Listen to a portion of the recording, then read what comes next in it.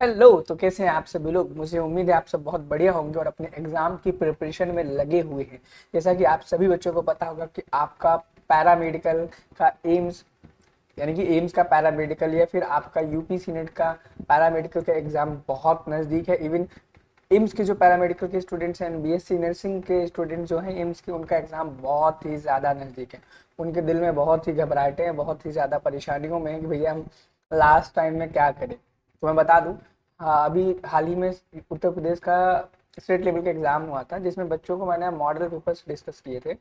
और believe me, वो model paper इतने यूनिक, इतने अच्छे थे कि एग्जाम में वैसे ही 99% क्वेश्चन उन बच्चों को देखने को मिले।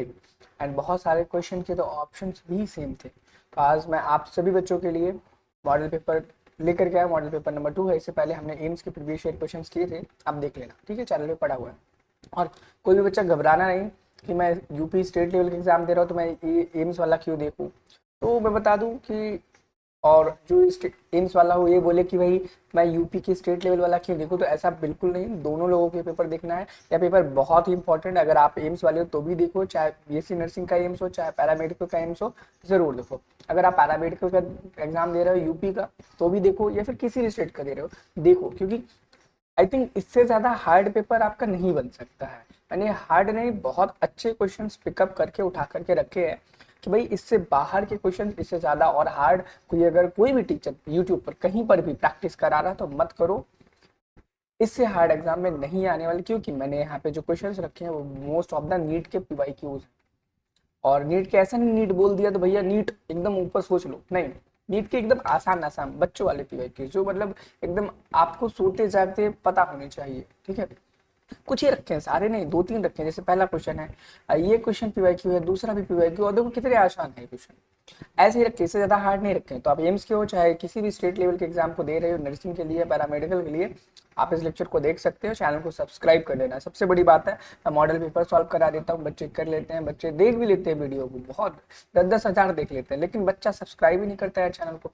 हम इतनी मेहनत से मॉडल पेपर पर डिजाइनिंग करते हैं और साथ ही साथ में वीडियो लेक्चर को रिकॉर्ड करते हैं, लेकिन बच्चा क्या करता है, आएगा देखेगा, उसका काम हो गया, चला जाएगा। भाई हम आपकी इतनी हेल्प करें तो आप भी हमारी एक छोटी सी हेल्प करो, बस एक सब्सक्राइब तो चाहिए। तो अगर आप चाहते हो सब्सक्राइब करें तो इस वीडियो पे जब तक 150 लाइक नहीं होंगे, मैं बहुत ज़्यादा बड़ा टारगेट नहीं रखता हूँ, 150 लाइक्स बस। 150 लाइक्स हो जाएंगे, मैं मॉडल पेपर नंबर 3 ला दूंगा। चाहे आप स्टेट की बात करो चाहे पैरामेडिकल की बात करो, आपका एग्जाम कितना पास है आपको पता है। चैनल को सब्सक्राइब करना बिल्कुल मत भूलना, ठीक है? चलो मॉडल पेपर नंबर 2 पे चलते हैं। क्वेश्चन कहता है, तो पहला क्वेश्चन कहता है, which hormone is responsible for the seed dormancy, यानी कि सीड की डोरमेंसी के लिए कौन सा हार्मोन जिम्मेदार होता है। देखो, सीड डोरमेंसी का आपको पता होगा कि वह, यह सीड की वह स्टेट है जहां पर वह इनएक्टिव हो जाता है। मेटाबॉलिकली तो एक्टिव होता है, लेकिन वह ग्रोथ नहीं करता है। ग्रोथ इन द सेंस, वह कभी प्ल्यूम्यूल रेडिकल डेवलप नहीं करता, जबकि जब तक उसे फेवरेबल कंडीशंस नहीं मिल जाती, और जैसे ही मिलती हैं वो प्ल्यूम्यूल रेडिकल, ये सारी की सारी चीज़ें क्या करने लगता है, डेवलप करने लग जाता है। तो भैया एबीए है जो कि, याद रखना, एबीए है वो सीड डोरमेंसी को इंड्यूस कराता है, कराता है, इंड्यूस कराता है। लेकिन जब उसे फेवरेबल कंडीशंस मिलती हैं या फिर नहीं भी मिलती हैं और हम चाहते हैं कि वो ग्रो करे, उसके अंदर से प्लेम्यूल रेडिकल डेवलप करे, तो हम उसमें क्या करते हैं, उसको ब्रेक करते हैं। सीड डोरमेंसी को क्या करते हैं, ब्रेक करते हैं। ब्रेक कराने में कौन मदद करता है, ऑक्सीजन मदद करता है बच्चे। कौन करता है, ऑक्सीजन मदद करता है। और मैं एक चीज़ बता दूं, अगर आप यूपी पैरामेडिकल के एंट्रेंस एग्जाम की प्रिपरेशन कर रहे हो तो हमने एक कंप्लीट प्रिपरेशन पैकेज बनाया आप सभी बच्चों के लिए, जिसमें आपको बहुत ही ज़्यादा अच्छी चीज़ें मिलने वाली हैं। जैसे कि आपको यहाँ पर 5 से ज़्यादा टेस्ट सीरीज मिल जाएंगी। पहली टेस्ट सीरीज सभी बच्चों के लिए फ्री है, आप जरूर से जाकर के उस टेस्ट सीरीज को देना। कहाँ पर है, टारगेट गुरुकुल के ऐप पे है। इसमें हर सब्जेक्ट के 20 से ज़्यादा मॉडल पेपर्स है, एकदम एग्जाम के बेस्ड पर है। व्हाट्सएप ग्रुप का डेडिकेशन मिलेगा आपको, प्रीवियस ईयर क्वेश्चंस मिलेंगे आपको, हैंड रिटन नोट्स मिलेंगे, and ultimate GK and English के ही वीडियो लेक्चर्स मिलेंगे, क्योंकि अब इतने कम टाइम में आपको सारे सब्जेक्ट का पढ़ा पाना और आपको पढ़ पाना बहुत ही डिफिकल्ट होगा। और 149 रुपीज़ में है। आप टारगेट गुरुकुल का ऐप डाउनलोड करके वहाँ से ज्वाइन कर सकते हो। बाकी कोई दिक्कत परेशानी, इस कॉन्टैक्ट पे आप मुझे व्हाट्सएप कर सकते हो। एंड कैसे कोर्स को, कंप्लीट प्रिपरेशन पैकेज के कोर्स को ज्वाइन करना है, उसका मैंने एक वीडियो बना करके डिस्क्रिप्शन बॉक्स में डाल दिया है। उस वीडियो को आप देख सकते हो ताकि आप समझ पाओ कि कैसे आपको उस कोर्स को, कंप्लीट प्रिपरेशन पैकेज को ज्वाइन करना है। उसमें आपको टेस्ट सीरीज मिलेगी, सबसे इंपॉर्टेंट है टेस्ट सीरीज। तो भाई ज्वाइन करना बिल्कुल मत बोलना। 149 रुपीज़ बहुत ही अफोर्डेबल और बहुत ही लीस्ट प्राइस। ठीक है, अगले क्वेश्चन पे चलते हैं। अगला क्वेश्चन कहता है कि, तो भाई मैंने बताया ना ऑक्सीजन करता है। ठीक है, अगला question, in mammal the exchange of gases occurs in, यानी कि मैमल्स में, स्तनधारियों में गैसों की विनिमय कहाँ होता है? तो भैया अल्वियोलाई में होता है, याद रखना। Site of exchange of gas का क्या आंसर होता है? अल्वियोलाई होता है। अगले question, which of the following enzymes is not present in succus entericus? ये अब सबसे पहली बात मैं बता दूं, ये जो क्वेश्चन है डिलीटेड एनसीईआरटी से है, डाइजेशन एंड एब्जॉर्प्शन वाले चैप्टर से है। एंड सक्कस इंटेरिकस को हम इंटेस्टाइनल जूस बोलते हैं, इंटेस्टाइनल जूस बोलते हैं। ठीक है, इंटेस्टाइनल जूस यानी कि ऐसा जूस जो इंटेस्टाइन से निकलता हो, इंटेस्टाइन में पाया जाता हो। अब देखो, पेप्सिन जो है ना, प्रोटीन को डाइजेस्ट कराने में हेल्प करता है, और कहाँ पर निकलता है? स्टमक में निकलता है। और मुझे अब बताना कि जो पेप्सिन है वह स्टमक के किस पार्ट से, किस एंजाइम की मदद से निकलता है, प्रोटीन को डाइजेस्ट कराता है। ये चीज़ मैंने बता दी, ये चीज़ आपको कमेंट में बतानी है कि पेप्सिन कहाँ से निकलता है, स्टमक में कहाँ से निकलता है। ठीक है, कौन निकालता है पेप्सिन? ठीक है, बहुत इंपॉर्टेंट क्वेश्चन है, करना। अगर डिलीटेड सिलेबस से आता है तो बहुत इंपॉर्टेंट क्वेश्चन है। और आपको पता ही होगा कि डिलीटेड सिलेबस से भी क्वेश्चन आता है, सिर्फ सिलेबस नीट के लिए चेंज हुआ और किसी के लिए चेंज नहीं हुआ। अगला question, which blood vessel carries oxygenated blood from lungs to heart? बहुत इंपॉर्टेंट क्वेश्चन है, ऐसे क्वेश्चंस को मैंने सीनेट के एग्जाम के लिए बहुत प्रिपेयर कराया है। तो भैया इसका क्या आंसर हो जाएगा? देखो, आपको पता होगा हार्ट ऐसा होता है 4 कोने का, यहाँ पे लंग्स होते हैं। तो जो ये टिश्यू है, टिश्यू से जो लेफ्ट राइट एट्रियम में लेकर के आती है, राइट एट्रियम में, उसको हम सिस्टेमिक वेन बोलते हैं, सिस्टेमिक वेन बोलते हैं, पता है ना आपको। और देखो सुनो, और ये राइट वेंट्रिकल से जो लंग्स में लेके जाती है, राइट वेंट्रिकल से लंग्स में जो लेके जाती है उसको क्या बोलते हैं पता है? राइट वेंट्रिकल से जो लंग्स में लेके जाती है उसको हम बोलते हैं पुल्मोनरी आर्टरी बोलते हैं, पुल्मोनरी आर्टरी बोलते हैं। ठीक है, एंड जो लंग्स से हार्ट के लेफ्ट एट्रियम में लेके आती है उसको पुल्मोनरी वेन बोलते हैं। और बाकी जो वेंट्रिकल से टिश्यू तक लेकर के जाती है उसको हम क्या बोलते हैं? सिस्टेमिक आर्टरी बोलते हैं। ठीक है, तो इस क्वेश्चन का क्या पूछा गया? Oxygenated blood from lungs to heart, lungs to heart, lungs to heart कौन लेके ना? Pulmonary vein. आंसर क्या हो जाएगा? पुल्मोनरी वेन इस क्वेश्चन का राइट आंसर हो जाएगा। अगले क्वेश्चन पे चलें। अगला क्वेश्चन बहुत इंपॉर्टेंट क्वेश्चन था। अगर आपको ये जो डायग्राम है थोड़ा कम समझ में आया तो आप मुझे बताना, मैंने एक ऑलरेडी वीडियो बना के रखा है, उसको इस कंप्लीट प्रिपरेशन पैकेज वाले वीडियो में डलवा दूंगा ताकि आपको प्रॉब्लम ना हो, आप उसे अच्छे से समझ पाओ, क्योंकि इससे क्वेश्चन आता है। और भाई किस्मत अच्छी रही आपकी तो भाई आपके एग्जाम में देखने को मिल जाएगा, और क्वेश्चन बहुत इंपॉर्टेंट है। ठीक है, अगला question, which phase of the cell cycle is known as the resting phase? इनमें से कौन सा फेज है सेल साइकिल का जिसे हम रेस्टिंग फेज के नाम से भी जानते हैं? तो भैया जी नोट को हम रेस्टिंग फेज नाम से भी जानते हैं, और इसको हम क्विशेंट फेज से भी नाम से जानते हैं। अब इस क्वेश्चन से, अब देखो ये क्वेश्चन बहुत इजी है ना, इजी। और ये नीट का पीवाईक्यू है, नीट के मैंने हार्ड पीवाईक्यू नहीं लिए, एकदम इजी इजी बच्चों वाले सवाल लिए। ठीक है, अब देखो क्या है ना, यहाँ पे सेल साइकिल कौन सा फेज है जिसे रेस्टिंग फेज बोलते हैं? इसको क्विशेंट फेज भी बोलते हैं, क्विशेंट।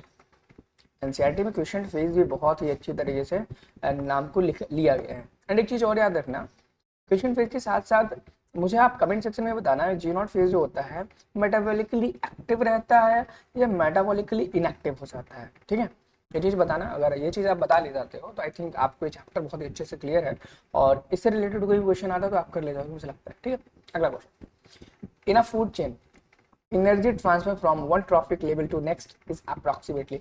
एक फूड चेन में एक ट्रॉफिक लेवल से दूसरे ट्रॉफिक लेवल तक कितने % ऑफ एनर्जी ट्रांसफर होती है? क्वेश्चन नंबर 6 का ऑप्शन नंबर बी हो जाएगा, यानी कि 10%। और ये 10% लॉ नाम से बहुत फेमस है, जिसको लिंडमैन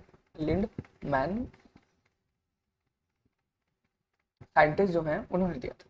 अगले क्वेश्चन पे चलेंगे, बहुत इंपॉर्टेंट क्वेश्चन था ये वाला, याद रखना। अगला question, which gene causes cancer when mutated? इनमें से कौन सा जीन है जो कि कैंसर कॉज करता है जब वो उसके अंदर म्यूटेशन हो जाती है? तो भैया यहाँ पर देखो, स्ट्रक्चरल जीन बिल्कुल नहीं है, रेगुलेटरी जीन, हाउसकीपिंग जीन बिल्कुल नहीं, ऑन्को जीन ही रिलेटेड है यहाँ पर कैंसर से। और प्रोटो मतलब प्री, यानी कि कैंसर होने से पहले जो सेल्स होती हैं उनको ऑन्कोजिन्स बोलती हैं, जिनमें कैंसर नहीं होता है, और ये प्रोटो ऑन्कोजिन ही एक्टिवेट हो जाते हैं। एक्टिवेट होने के बाद वह कैंसर कॉज करते हैं। ठीक है, अगला क्वेश्चन कसम से बहुत इंपॉर्टेंट है। क्वेश्चन कहता है भाई देखो मैं सभी क्वेश्चन इंपॉर्टेंट लेके आओ, बता रहा हूँ ना, वही क्वेश्चन लेके आता हूँ जो इंपॉर्टेंट है, एग्जाम में आने के चांसेस रखता है। और जितने भी मैं मॉडल पेपर कराऊंगा करके जाना, एग्जाम में आपको क्वेश्चन वहीं से मिलेगा, बाहर से नहीं आएगा। अगला क्वेश्चन कहता है what is the shape of guard cell in a dicot, यानी कि डाइकॉट्स में जो गार्ड सेल होता है उसका क्या शेप होता है। भाई सिंपल सी बात है, डाइकॉट्स में जो होता है किडनी शेप का होता है, किडनी शेप या व्हील शेप, बट एनसीईआरटी उसे किडनी शेप बोलती है।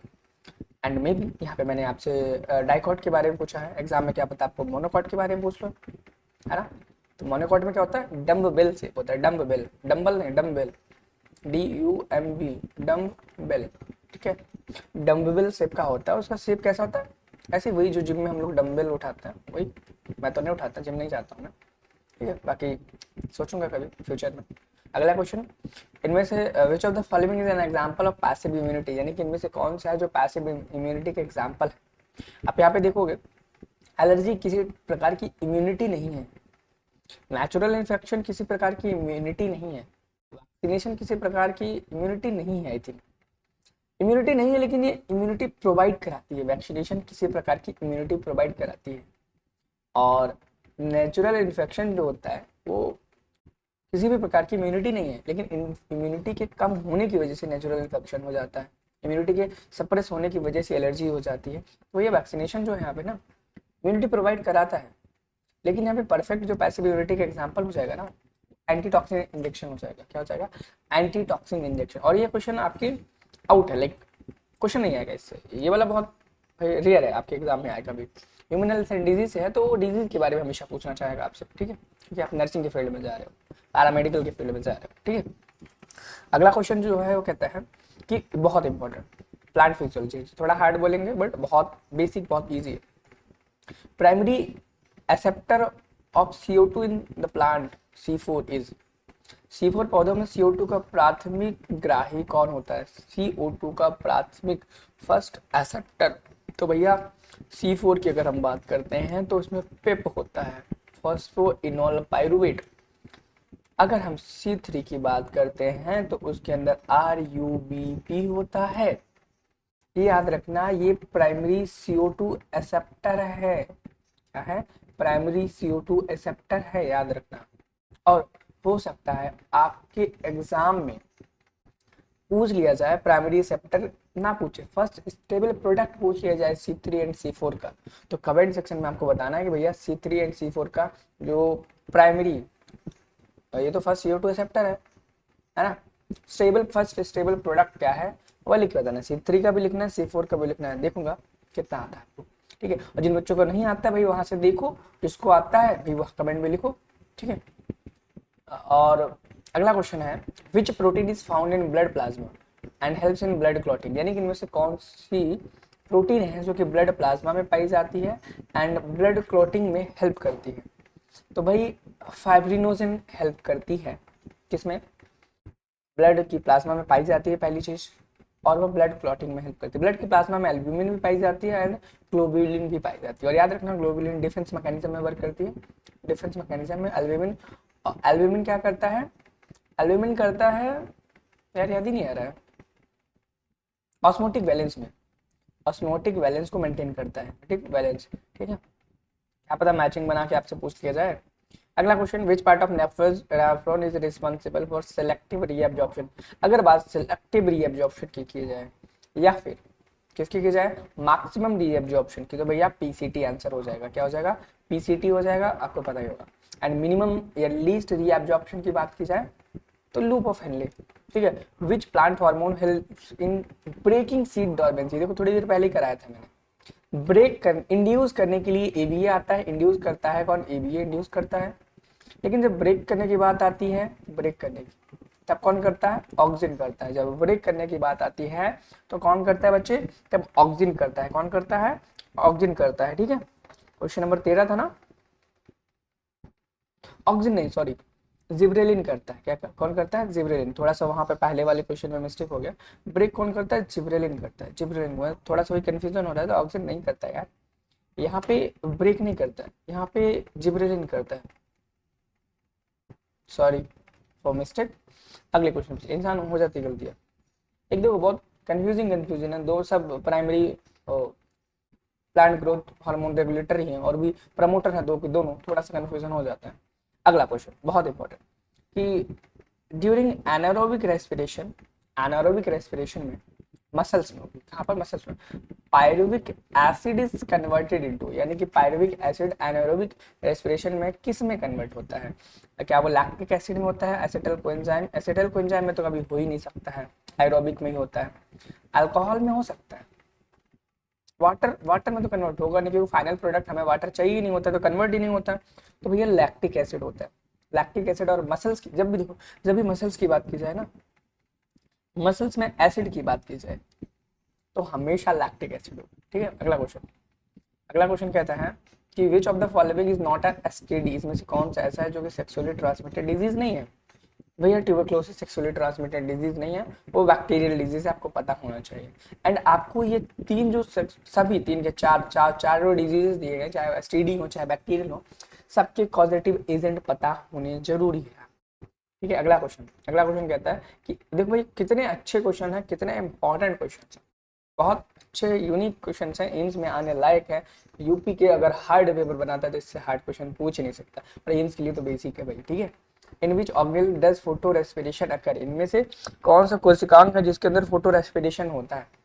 तो भैया कहाँ पर होता है? माइटोकॉन्ड्रिया एंड पैरोक्सिसोम्स दोनों को मिला करके होता है। पैरोक्सिसोम्स एंड माइटोकॉन्ड्रिया दोनों को मिला करके फोटो रेस्पिरेशन होता है। ठीक है, अगला question 17, what is the function of filiform apparatus in the embryo sac? बहुत इंपॉर्टेंट, बहुत बाहियात इंपॉर्टेंट क्वेश्चन, मतलब महा इंपॉर्टेंट वाला क्वेश्चन। ठीक है, सेक्सुअल रिप्रोडक्शन फ्लावरिंग प्लांट्स, बहुत इंपॉर्टेंट क्वेश्चन। और ये क्वेश्चन कहता है कि एम्ब्रियोसाइट में फिलीफॉर्म apparatus या उपकरण का क्या कार्य होता है? तो भैया फिलीफॉर्म apparatus क्या करता है? कुछ केमिकल्स को रिलीज करता है जो कि मदद करता है पॉलन ट्यूब को गाइड करने में, पॉलन ट्यूब की एंट्री करने में बहुत ज्यादा हेल्प करता है। तो ऑप्शन नंबर सी इस क्वेश्चन का राइट आंसर हो जाएगा। अगले क्वेश्चन पे चलेंगे, what type of placentation is found in China rose, यानी कि चाइना रोज में किस प्रकार का प्लासेंटेशन पाया जाता है? तो भैया एक्साइल होता है। चाइना रोज में कौन सी प्लासेंटेशन के बाद एक चीज और आती है जिसमें एस्टिवेशन एंड प्लासेंटेशन हमेशा याद करके जाना, एग्जाम में बहुत पूछा जाता है। अगला क्वेश्चन कहता है कि blood group O is called universal donor because, यानी कि ब्लड ग्रुप ओ को यूनिवर्सल डोनर बोलते हैं, क्यों? क्योंकि उसके पास कोई भी एंटीजन ही नहीं होता भाई, कोई भी एंटीजन नहीं होता। क्वेश्चन नंबर 20 पे चलेंगे। क्वेश्चन नंबर 20 कहता है the functional segment of a gene is called, यानी कि फंक्शनल जीन का जो functional segment of a gene is called, यानी कि एक जीन का जो फंक्शनल सेगमेंट होता है उसको हम क्या बोलते हैं? क्या कोडोन बोलते हैं, इंट्रॉन बोलते हैं, एक्सॉन बोलते हैं? क्वेश्चन नंबर 20 का क्या आंसर हो जाएगा भैया? एक्सॉन बोलते हैं। क्या करते हैं? एक्सॉन फंक्शनल होता है, और जो इंट्रॉन होता है ये आपका फंक्शनल नहीं होता है, ये फंक्शनल नहीं होता है, और इसको हम रिमूव भी कर देते हैं। प्रोसेस एमआरएनए में इंट्रॉन्स नहीं होते हैं, ठीक है, याद रखना।